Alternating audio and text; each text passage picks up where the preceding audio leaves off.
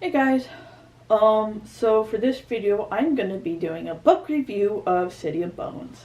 I finally got it done. I had to return it to the library because the loan expired. I had to wait for it to get it back, but I finally got it and finished it. Decided to make a review of it. I was disappointed, of course. Curious to see if maybe I would like it. I did not. I just felt like it was really boring and just like your stereotypical YA black blockbuster. If that makes sense. It's like a blockbuster where it really doesn't have that. It's all about like mindless actions, you know. This was kind of like the same way. It's just mindless action, I guess. Of course, it was written by women, and they tend to have like a lot more romance in it, and so we get the stereotypical romantic, straight tropes. The girl who, and this is pretty much confirmed by descriptions in a book. The more like plain Jane, if you will, female protagonist. She doesn't really think she's that attractive. And of course she attracts the attention of the stud. And yes, Jace is in fact continually, his looks are continually referenced by her. She continually talks about how hot she is. By him, he talks about how hot he is. By this random woman, you know, who talks about how hot Jace is. And so that was essentially his personality trait. Him being hot and, of course, more like aloof, because he has this sad backstory about his dead dad. A lot of the other characters weren't that much better. It felt like they had the author had to create drama, and so that she did that by just having all the characters hate Claire, because not Magnus, Alec. He happens to be gay, and of course he has the hots for Jace, and so he treats Clary like shit, because he's jealous that Jace has the hots for her, which is creepy, as I'll explain later on, because what happens later in the book. But he's just an asshole. And then I guess he's better at the very end, literally the epilogue, he's suddenly fine with her. Because she calls him out, I guess. She calls him out that he is just jealous at her because he's hot, which I find highly hysterical, because she cannot figure out that her best male friend is attracted to her, but she can fucking notice it when it comes to Alec, so that they can have this dramatic scene. But anyways, Alex has a sister, Isabella, I believe that's her name.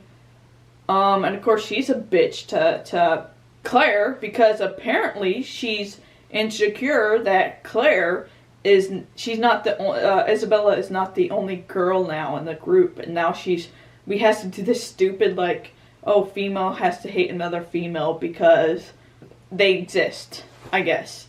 So that was annoying. And of course, once again, epilogue is when they finally pull her head out of her ass, I guess.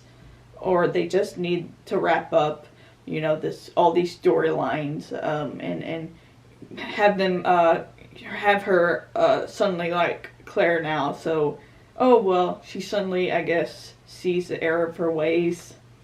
I think those were the only characters, the really main character. Oh, there was Claire's friend, Simon, I think his name was. And he was actually a nice guy, but of course Jace has to treat him like shit. He constantly mocks him throughout the entire movie, entire book, for no reason at all other than he's just jealous of Simon, despite the fact that she's not jealous of him physically. I just think he's jealous of her friendship with him. It's so, you know, it's so pathetic and annoying. And I mentioned how it was creepy of how Jace and Claire continually had a hot for each other. Well, flash to in the book where they finally meet the big bad Valentine, and he had kidnapped Jace. Well, turns out Valentine claims that Jace is actually his son. and his and Claire's mother is actually Jace's mother. And so that would technically make them relatives. So Jace and Claire are supposedly related, which is creepy as fuck considering how they were so hot for each other. And so they keep continually, Valentine keeps calling, whenever he's talking to Claire and Jace, he keeps referencing them as brother and sister. And it's just so fucking creepy. And then just the fight scene, Valentine himself is annoying as hell. I felt no sympathy for him, and I just wanted him to die. I didn't think he was that interesting of a villain, I guess. So, once I'm not interested in a villain, I just want him to leave any way possible. And of course, they have these characters make dumb decisions so that they prolong the story and give the villain a chance to, kill someone. Because there's Lucas, I think his name was Lucas. He's the family friend of Claire and her mom. Turns out that he was also Shadowhunter. But he comes in time to disarm Valentine, but then turns his back on Valentine. Apparently Valentine is so goddamn dangerous, but despite disarming him with his sword, he just turns his back on him, not thinking that, well, maybe he has another weapon, or maybe he can just, kill you without any weapons, but he just turns his back, and of course, he has a fucking knife, and, ends up killing, I don't know if he actually dies. I know someone dies. I think it might have been a friend who sacrificed himself, but of course, that would not have been needed if they hadn't fucking let their guard down. And of course, he wasn't going to kill Valentine. Lucas wasn't going to kill Valentine. So, of course, allowed Valentine to kill someone. So ridiculous. And of course, Jace, he was kidnapped, and because Valentine now claims he's his father, he's suddenly working for Valentine's.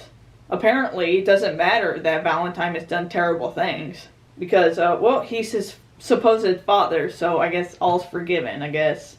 Except for maybe he still has a hots for Claire, and so that's the only thing, finally, that got him to actually pull his head out of his ass. Yeah, I felt so much of this story.